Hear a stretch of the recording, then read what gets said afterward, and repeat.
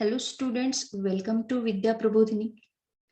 English is one of the important sections of various government exams like bank, SSC, RRB, etc.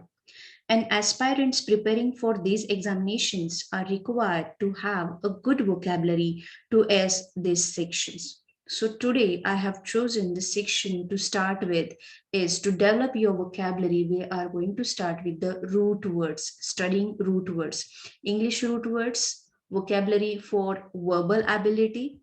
And as I said, it's for all competitive examinations.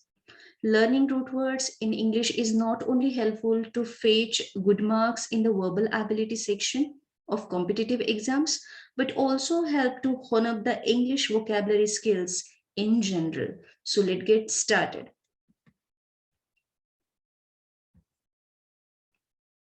First of all, we'll get to know what is meant by a root. A root is a word part that provides the basic meaning of a word. Word roots will add hundreds of the words to your vocabulary and greater depth to thinking and writing. So जेव्हा एखादा शब्द आपण डिक्शनरीमध्ये बघतो, त्याचा अर्थ शोधत असतो, तो पाठ करतो, तर तो काही काळापुरता आपल्या लक्षामध्ये राहतो, पण त्याच्यानंतर तो विसरून जातो आपण. किंवा एखादा न्यूज आर्टिकल वाचत असाल, टीव्हीवरती एखादा व्हिडिओ बघत असाल, if you are listening any kind of song regarding English language, तर त्याच्यामध्ये सुद्धा खूपसे असे वर्ड्स असतात जे बऱ्यापैकी त्यावेळी आपल्याला त्याचे अर्थ माहिती नसतात आणि आपण मग डिक्शनरीमध्ये त्याचा अर्थ शोधून काढतो, पण त्या कॉन्टेक्स्ट पुरता तेवढंच लक्षात राहतो. पण मग तोच शब्द आपल्याला एक्झामसाठी सुद्धा महत्वाचा असतो किंवा असे खूपशे वर्ड्स आहेत, आपली व्होकॅब्युलरी तेवढी डेव्हलप होण्यासाठी सगळ्यात महत्वाचं जर काही असेल, तर फक्त शब्द पाठ करून चालणार नाहीये, तर आपल्याला त्याचा रूट लक्षात ठेवणं गरजेचं आहे. सो कुठलाही शब्द रूट पासून बनलेला असतो, त्याचा एक बेस असतो. एक सिंगल लेटर किंवा combination of letters can create a route. English लँग्वेजमध्ये ग्रीक आणि लॅटिनचे रूट्स आहेत. जर त्याचं मीनिंग तुम्हाला माहिती असेल, तर एका रूट पासून तयार होणारे 10 तिथं 15 शब्द फक्त ते रूटचं मीनिंग लक्षात राहिल्यावर ऑटोमॅटिक त्याचं मीनिंग आपल्याला काढता येतं. So this is very much easy remedy to develop your vocab. आणि फक्त रूट वर्ड्सच नाहीत, तर त्याच्याबरोबर त्या रूटला लागणारा प्रिफिक्स आणि सफिक्स, त्यालाच आपण ॲफिक्सेशन म्हणतो. याच्यामुळे सुद्धा शब्दाला एक नवीन अर्थ प्राप्त होतो. तर बऱ्यापैकी ह्या वोकॅबच्या सेक्शनमध्ये आपण सगळंच रूट, प्रिफिक्स, सफिक्स रिगार्डिंग आपण सगळ्या गोष्टी शिकणार आहोत अँड होप तुमचा वोकॅब लवकरात लवकर डेव्हलप होणार आहे. So let get started with the first root. The first root word is dem or demo. ग्रीकमध्ये डेमोसचं मीनिंग आहे पीपल. सो लक्षात घ्या, इथून पुढे जे काही वर्ड्स तुमच्या समोर येणार आहेत, तर डेफिनेटली त्या प्रत्येक वर्डमध्ये DEM किंवा DEMO हे रूट असणार आहे आणि ते रूट लक्षात घेता त्याचा अर्थ पीपल आहे, तर डेफिनेटली सगळ्या वर्ड्सचं मीनिंग पीपलशी रिलेटेड असणार आहे. तर ते कोणते वर्ड्स आहेत आपण बघूया. Yes, democracy. भारत हा एक लोकशाही प्रधान देश आहे. सो लोकशाही जिथं लोकराज्य असतं, तर डेफिनेटली डेम इज रिलेटेड टू पीपल आणि क्रसी इज रिलेटेड टू रूल. हे अजून एक रूट आहे. तर लोकांचं रूल, लोकांचं राज्य जिथं असतं त्याला आपण डेमोक्रेसी म्हणतो, त्यालाच आपण लोकशाही देश असं म्हणतो. सो भारत हा लोकशाही प्रधान देश आहे. Government of the people by the people. So there is one example regarding this, जे हा वर्ड सेंटेन्स मध्ये सुद्धा मी वापरून तुम्हाला दाखवलेला आहे. So elaborate the meaning. The next one, democrat. Democrat, डेमोक्रेसीमध्ये किंवा डेमोक्रेसी अवलंबलेले जे लोक आहेत, त्या देशाचे जे लोक आहेत, त्यांना सुद्धा डेमोक्रॅट म्हटलं जातं. And one who believes in democracy, आणि ज्यांना डेमोक्रेसीमध्ये विश्वास आहे, त्यांना ती गव्हर्नमेंटमध्ये राहायचं असतं, त्या पद्धतीनं ते स्वतःचं लाईफ जगत असतात. These are people they mean as a democrat. The next one is demography. Demography हा एक सायंटिफिक स्टडी आहे. कशाचा? तर जनगणना ज्याला आपण म्हणतो किंवा पॉप्युलेशनचा स्टडी आपण याला म्हणतो, ज्याच्यामध्ये बर्थ रेट, डेथ रेट सगळं काउंट केलं जातं. आणि फक्त इतकंच नाही, तर लिटरसी रेट सुद्धा काउंट केला जातो. दर 10 वर्षांनी जो सेन्सस पब्लिश होतो, that is regarding this demography. आणि ह्याच्याशी रिलेटेड वेगवेगळे डेमोग्राफर्स त्यांना म्हटलं जातं. जो ह्याचा स्टडी करतो त्याला डेमोग्राफर म्हटलं जातं. So demography is a study of population. Then demagogue. Demagogue is a word which is used for a political leader. जो लोकांच्या मनामधल्या भावना ओळखून त्यांना त्या दृष्टीने अराउज करतो, त्या भावना मॅनिप्युलेट करतो आणि त्यांचं मन आपल्या बाजूनं वळवून घेतो. मोस्ट प्रोबॅबली पॉलिटिक्समध्ये हे घडतं, की खूपदा अशी प्रक्षोभक अशी भाषणं केली जातात आणि त्याच्यामुळं लोकांची मतं आपल्या बाजूनं वळवली जातात. इव्हन आंदोलनकर्ते सुद्धा, त्यांचे जे नेते असतात, ते सुद्धा असे आपली वक्तृत्व शैली वापरून प्रभाव पाडत असतात, जेणेकरून लोकांचा मॉब त्यांच्याबरोबर जायला तयार होतो. So this is suppose to be demagogue. अशा व्यक्तींना, ज्यांचा एवढा प्रभाव असतो, अशा व्यक्तींना डेमोगॉग म्हटलेलं आहे. त्यामुळे ऑर्डिनरी पीपल कधी डेमोगॉग असत नाहीत. पॉलिटिकल लीडर्स, आंदोलन करणारे, हे सगळ्यांना डेमोगॉग म्हटलं जातं. The next word is demotics. Demotics is related to आपण असं म्हणूया की knowledge relative to welfare and culture of people. हा एक असा पर्टिक्युलर लोकांचा ग्रुप असतो, बऱ्यापैकी त्यांच्यामध्ये ज्या काही सुधारणा झालेल्या आहेत, त्यांनी जे आधुनिक काही गोष्टी अवलंबलेल्या असतील, तर त्यांचा एक प्रॉपर स्टडी ह्याच्यामध्ये केला जातो. त्याला डेमोटिक्स असं म्हटलं जातं. आणि हा ऑर्डिनरी पीपलचा स्टडी असतो, ज्याच्यामध्ये त्यांच्या चालीरीती, त्यांचं कल्चर कशा पद्धतीनं वाढत गेलेलं आहे, अशा सगळ्या गोष्टींचा त्याच्यामध्ये अभ्यास केलेला असतो. The next is endemic. Endemic is related to any kind of disease or that condition of the disease, पण तो फक्त काही पर्टिक्युलर लोकांपुरताच मर्यादित असतो. आणि त्याच्यामुळे जसं आपण म्हणूया की COVID-19 ची जी फर्स्ट फेज होती, ती फक्त काही रिजन पुरती मर्यादित होती, ती ऑल ओव्हर स्प्रेड झाली नव्हती. त्यामुळे पहिला COVID-19 जी फेज होती, ती एंडेमिक फेज होती. कमी प्रमाणात त्याचा डिसीज तो स्प्रेड झाला होता काही रिजन पुरता. So that is called endemic. Epidemic. Epidemic हा रिलेटेड टू कॉन्टेजियस डिसीज साठी हा वर्ड वापरला जातो, जे बऱ्यापैकी संसर्गाने पसरले जाणारे असे जे डिसीज आहेत आणि जे खूप मोठ्या प्रमाणात पसरतात, अशा डिसीजना एपिडेमिक असं म्हटलं जातं. आणि ह्या डिसीजला जो बऱ्यापैकी स्पेशालिस्ट जो असतो, तो ह्या डिसीजला थोपवण्यासाठी किंवा क्युअर करण्यासाठी प्रयत्न करत असतो. त्याला एपिडेमिओलॉजिस्ट असं म्हटलं जातं. त्याच्यानंतर एक महत्वाचा वर्ड जो गेले 1.5-2 वर्ष आपल्या आपण त्या फेजमध्ये जगतोय असं म्हणूया आपण त्याला, ज्याला आपण महामारी म्हणतो मराठीमध्ये, पॅन्डेमिक. पॅन्डेमिक, पॅन हा अजून एक रूट वर्ड आहे, ज्याला ऑल, ज्याचं मीनिंग आहे ऑल, सगळीकडे. So pandemic is related to असा डिझीज जो सगळ्या कंट्रीमध्ये किंवा अख्ख्या जगभरात पसरलेला आहे, सगळीकडे पसरलेला disease related to pandemic. The next is pandemonium. Pandemonium ही एक फेज आहे, ज्याच्यामध्ये लोक खूप नॉइझी किंवा हार्ड टू कंट्रोल असतात. जर समजा एखादा डिसिजन लोकांच्या विरोधात गेला असेल, एखाद्या पार्टीच्या विरोधात गेला असेल, तर डेफिनेटली त्या पार्टीनं जे अपोज करतात, ते पार्टी जे अपोज करतात, जो नॉईज करतात, त्यावेळी त्यांची जी सिच्युएशन असते, अगदी पोलिसांना बोलवावं लागतं, अशा पद्धतीची जी सिच्युएशन क्रिएट होते, that situation is suppose to be pandemonium, ज्याच्यामध्ये लोकांना कंट्रोल करणं अजिबात शक्य नसतं. The next one is democide. Democide is related to killing of people or mass. समाजातील लोकांची हत्या केली जाते मोठ्या प्रमाणात आणि ती त्या गव्हर्नमेंट कडूनच होते आणि त्याला डेमोसाइड म्हटलं जातं. तर साइड किंवा CID हा वर्ड रिलेटेड टू एक हा रूटच आहे आणि त्याचं meaning killing, act of killing. मग तो स्वतःला मारून घेईल किंवा दुसऱ्याला मारेल. Democide, killing of people by the government. Demophile. Demophile is a word or a person which is म्हणजे हा एक पर्सन साठी वर्ड यूज केला जातो, जो खूप लोकांमध्ये मिक्सअप होतो, जो लोकांपासून लांब राहूच शकत नाही आणि त्याला अपोज करणं डेमोफोब आहे. Word phobe related to phobia, एक भीती असते बघा. डेमो लोकांची भीती, लोकांमध्ये राहण्याची भीती, त्यांच्यामध्ये मिक्सअप होण्याची भीती. तर डेफिनेटली स्टुडंट्स, हा आजचा DEM किंवा DEMO हा रूट तुमच्या लक्षात आला असेल. हा DEM किंवा DEMO हा रूट ज्या ज्या वर्ड्स मध्ये येईल त्याचं मीनिंग रिलेटेड टू पीपल असणारच आहे. आपण आता दुसरा वर्ड स्टडी करूया. Yes, living with bio. So bio हा एक वर्ड आहे. The Greek root word bio means life आणि बायो ह्या वर्डचा अर्थ आहे लाईफ, जीवन. and gives a rise mostly to words from the realm of life science. आणि ह्याच्यामधून खूपशे असे लाईफ सायन्स रिलेटेड वर्ड्स आपल्याला बघायला मिळतील.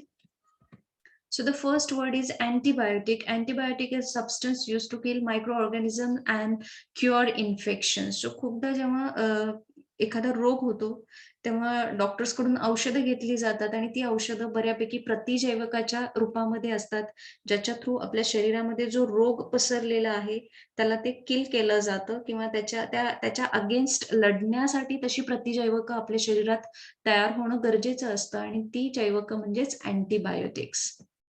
The next one is autobiography, a book or account of your own life. So bio is related to Jeevan life, graphy is a sketch, and auto is related to स्वतः self. Okay, so हा सुद्धा एक route आहे auto.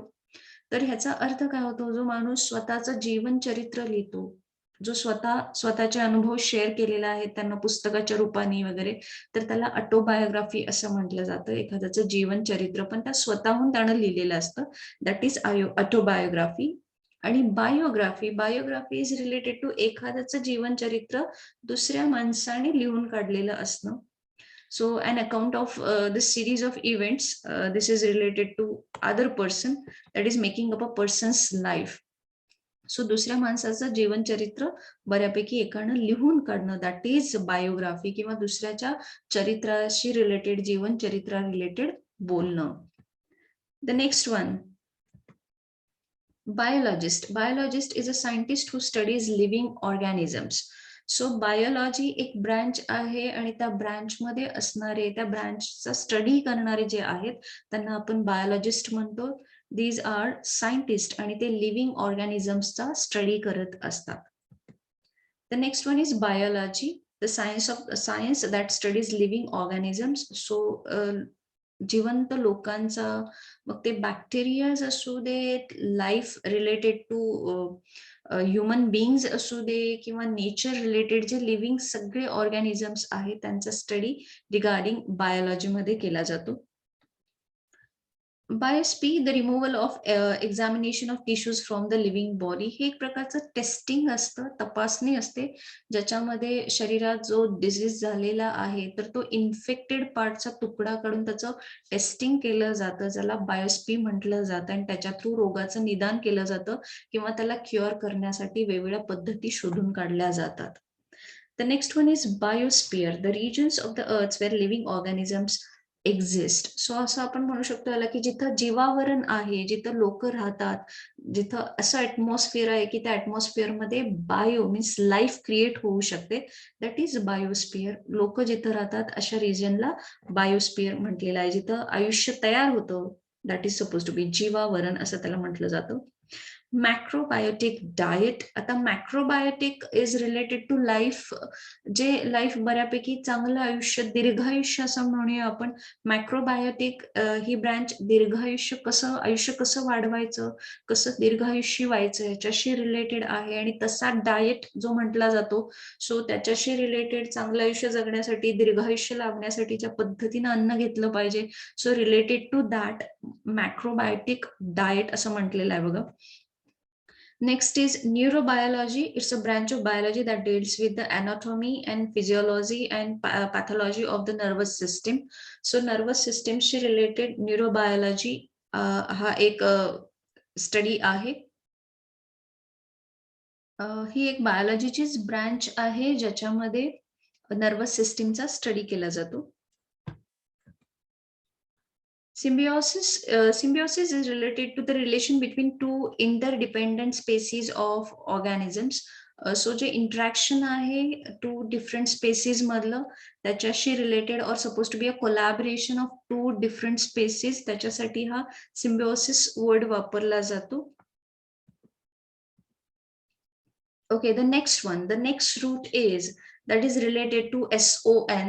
SON जेव्हा एखाद्या शब्दामध्ये route येणार आहे तर त्याचा अर्थ असणार आहे sound. Okay, so the Latin root word SON means sound. Let's sound out this root today. So let's sound out this root today. ह्या रूटचा आपण आता अभ्यास करणार आहोत. तर त्याच्यामध्ये पहिला वर्ड आहे sonogram. So image produced by reflections of high frequency sound waves. Sound waves through image create केली जाते, प्रोड्यूस केली जाते आणि त्याच्यानुसार तो ग्राफ किंवा ग्राम तयार केला जातो. That is called sonogram. This is suppose to be the photocopies. आणि हे डॉक्टर मोस्ट प्रोबॅबली जेव्हा पेशंट्स त्या पद्धतीचे असतात आणि त्यांच्याशी रिलेटेड जेव्हा असा सोनोग्राम काही डिझीज मध्ये त्यांना घ्यावा लागतो, तर definitely that is suppose to be ते साऊंड वेव्स थ्रू घेतलेले ते पिक्चर असतं. That is sonogram.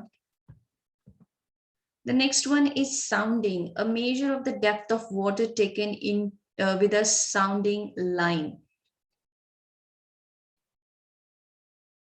Sounding is related to creating sounds. Okay, आपण जे नाद किंवा आवाज ऐकतो तर त्याचं जे क्रिएशन आहे that is supposed to be the sounding.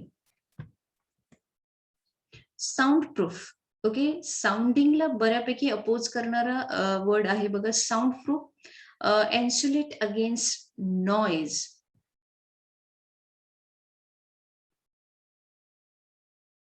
ज्याला आपण ध्वनी रोधन असं म्हणतो, ज्या रूम्स मधून साऊंड बाहेर जाऊ शकत नाही अशा पद्धतीचे काही रूम्स असतात, अशा पद्धतीच्या बिल्डिंग्स रूम्स तयार करून घेतल्या जातात साऊंड प्रूफ, की त्याच्यातून आवाज बाहेर येत नाही. इथे साऊंडिंग ज्याच्यामध्ये आवाज क्रिएट केला जातो, तर साऊंड प्रूफ मध्ये आवाज मात्र बंदिस्त करून ठेवला जातो, जो बाहेर टाकला जाणार नाही. That is suppose to be resound, ring or echo with noise. So resound म्हणजे परत परत तयार होणारा sound.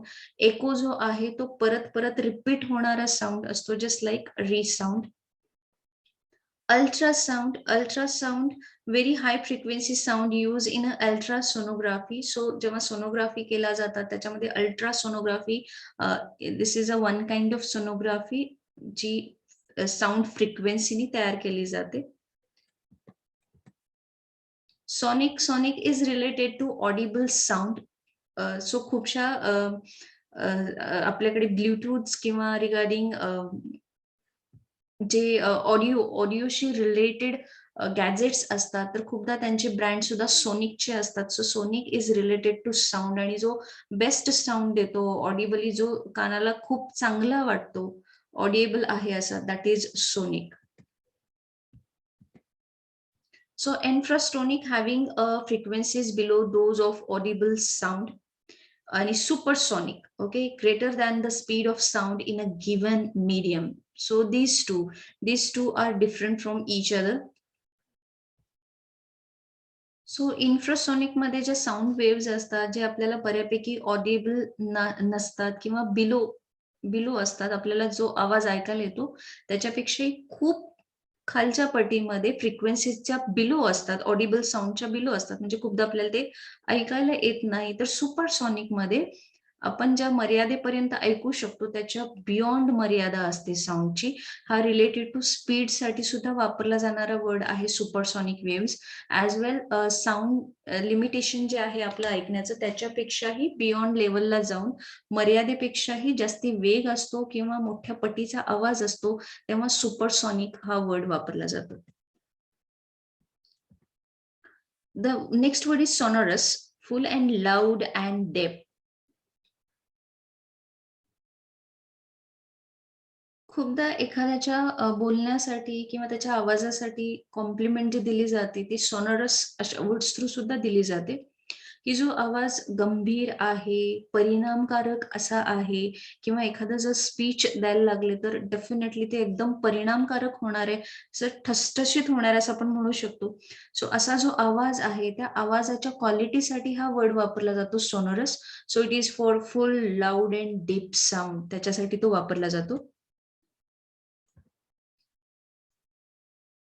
The next word is assonance, the repetition of similar vowels in successive words. खूपदा पोएट्रीमध्ये किंवा पोएटिक लँग्वेजमध्ये असोनन्सचा वापर केला जातो, ज्याच्यामध्ये काही वॉवेल्स रिपिटिशन होऊन एक रायमिंग तयार होतं आणि ते ऐकायला खूप बरं वाटतं. सो एक म्युझिकल वेविंग तयार होतं साऊंडचं, that is assonance. Union is related to the act of occurring together or simultaneously. So so खूपदा युनिजन हा कधी वापरला जातो वर्ड जेव्हा एकत्रितरित्या प्लेज म्हटली जाते किंवा एकत्रितरित्या राष्ट्रगीत म्हटलं जातं आणि त्याचा जो एक इम्पॅक्ट होतो तयार, that is suppose to be the act of occurring together or simultaneously.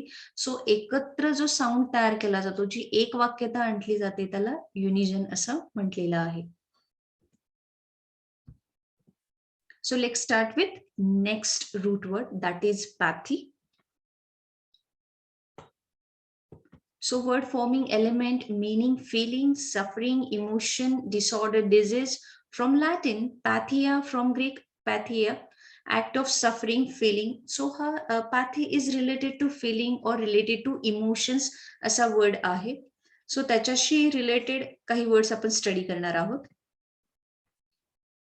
So first is pathetic. Pathetic is related deserving or inciting pity. Okay, feeling pity about someone. Okay, एखाद्याची कीव येणे. सो एखादा पथॅटिक condition मध्ये आहे म्हणजे दुःखद condition मध्ये आहे, त्याची कंडिशन काही चांगली नाहीये, दुःखामध्ये आहे सपोज टू बी. सो त्यावेळी आपण हा वर्ड वापरतो. पॅथॅटिक कंडिशन साठी हा वर्ड वापरला जातो. किंवा एखादी घटना आपल्यासमोर घडते आणि ज्याच्यामध्ये खूपच असं हृदयद्रावक असं ते काहीतरी घडलेलं असेल, तर डेफिनेटली त्या सिच्युएशनला सुद्धा आपण पॅथेटिक सिच्युएशन असं म्हणतो. दुःखजनक असं असतं ते. The next is psychopath. Psychopath, a person with an antisocial personality or disorder, we can say. So ही पर्सनॅलिटीची डिसऑर्डर आहे आणि अँटी सोशल असणार आहे. तो इतर लोकांपेक्षा कम्प्लिटली वेगळा असणार आहे. सो सायकोपॅथ, ज्याला बऱ्यापैकी मानसिक प्रॉब्लेम आहेत, अशा व्यक्तींना सायकोपॅथ म्हटलं जातं. Homeopathy is a method of treating disease with small amounts of remedies that in large amount in healthy people produce symptoms similar to those being treated. So homeopathy ही एक ट्रीटमेंटची branch आहे ज्याच्यामधून आपल्याला बऱ्यापैकी ट्रीटमेंट्स मिळतात regarding various kind of diseases.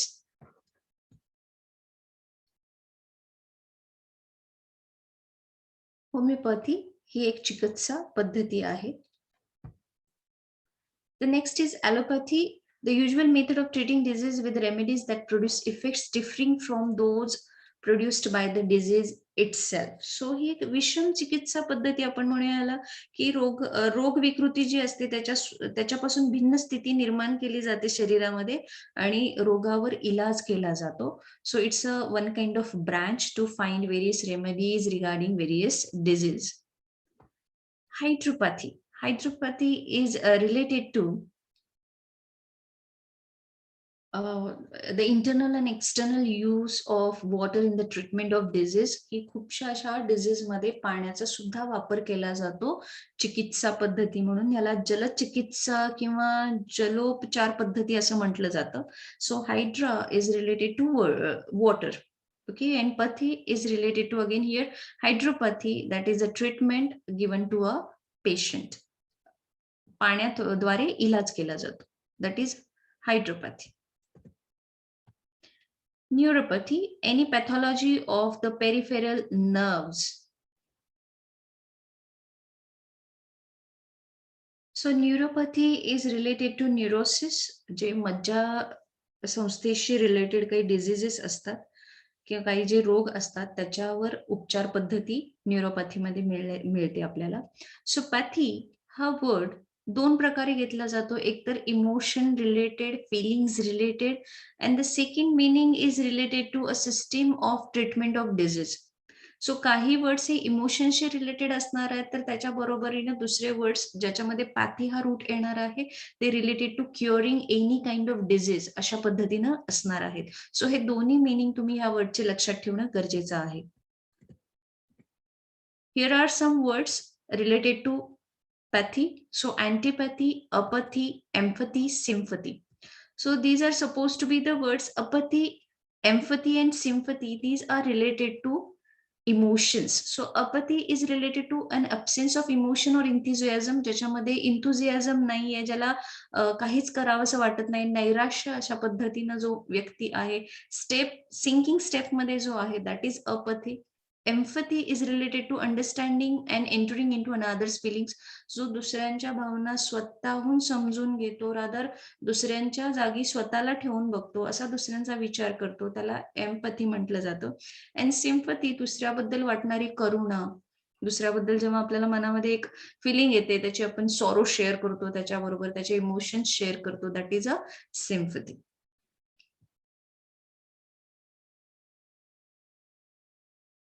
So students, today we have studied the 4 root words that are them, related to people. The second one is bio, that is related to life. The third one is son, that is related to sound. And the fourth one is related to pathy, is about emotion as well as curing disease. Hope you understood the whole lesson properly. Thank you.